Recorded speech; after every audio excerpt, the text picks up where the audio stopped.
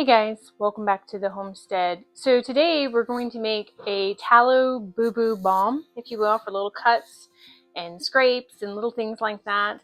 I know personally I was feeding the cows the other day and the barbed wire fence caught my finger, so putting this on it, it helped it heal up and not have a really rough scab and stuff sooner. So I figured I'd show you guys what I personally use and what has been successful for me. So what I have already done is I have slow infused a half a cup of extra virgin olive oil, a half a cup of tallow, a third a cup of lavender flowers, and a third a cup of calendula flowers. And so what we've done is I've put this in just my double boiler, and today I'm showing you like with the mason jar, right? Because I keep telling you, if you don't have the standard double boiler, you can still do these things without investing a lot of money in it, as long as you have a glass jar that is safe, right, for temperatures of low boils. You can also take a pot and just put a metal pot on top of it and still do it too. So this actually infused on a low heat for about an hour. And so now I've got this lovely concoction. So what I'm going to do is I'm going to pour this again into my lovely coffee filter funnel.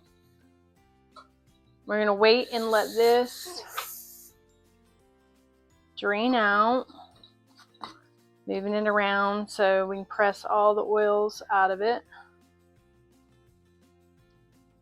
And you can double and triple this batch as much as you want to. It just depends on how much you're trying to make. The biggest thing is you just want to make sure that no herbs went into your final infusion. And then we're going to take this solution that we have now of the infused oils, and we're going to sit this back into our low heat boil. Like I said, I'm just doing it this way to show you guys with the mason jars and without investing a lot of money that you guys can make this stuff at home. I mean, until you know that you like it, there's no point investing a whole bunch of money into it. So from now, we've got our infused oil in there, and we're going to take 4 tablespoons of organic beeswax. Beeswax is probably my favorite smell.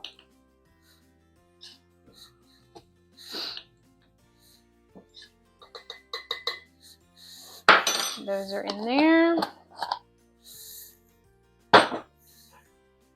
And then we're just going to stir this until our beeswax melts.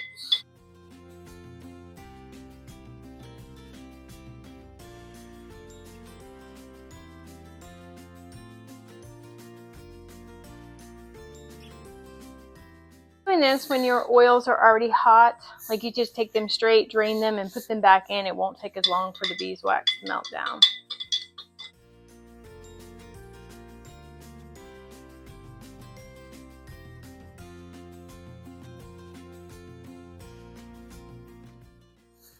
Just so you can see, this is what it looks like right now, and I'm just stirring it.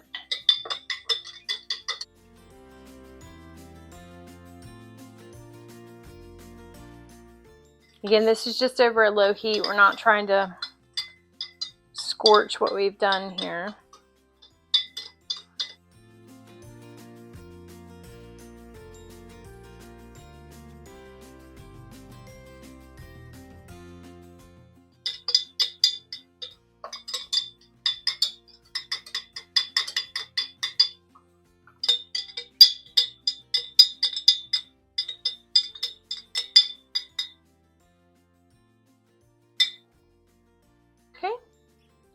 Now that our beeswax has melted, we're going to remove it from the heat. Just let it cool for a few minutes. And then what I do is I take 1 tablespoon of manuka honey. Now, if you're allergic to honey, of course, you can leave the honey out.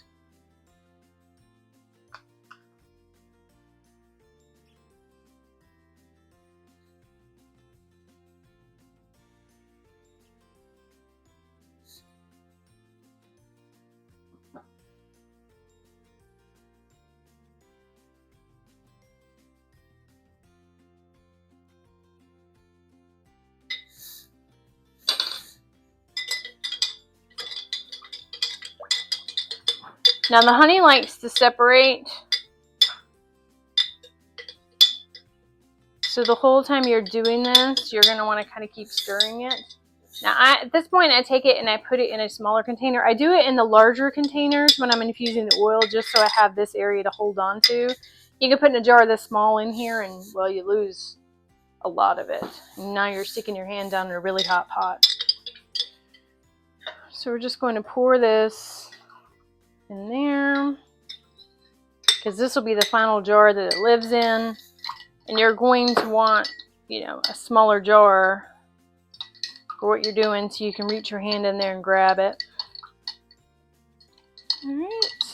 And to finish things off, I have 10 drops. I'm looking at my recipe over here.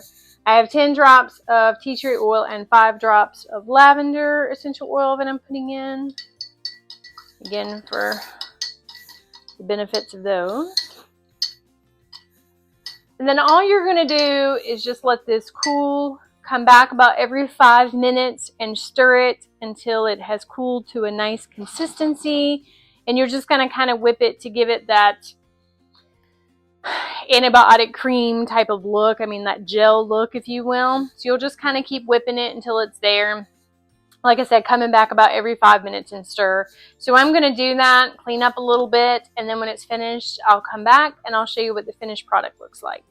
Okay guys, so it's been about 15 minutes and I have been stirring this for about every 5 minutes until you get this, like I said, this gel infusion here in your jar, and that's kind of what it's going to look like. If you didn't add the honey, you don't have to stir as much, but you're going to want to make sure that if you did add the honey that you stir as much as you can, because otherwise the honey will settle, you know, to the top or the bottom, or it'll separate. It can kind of do what it wants. Honey has a mind of its own.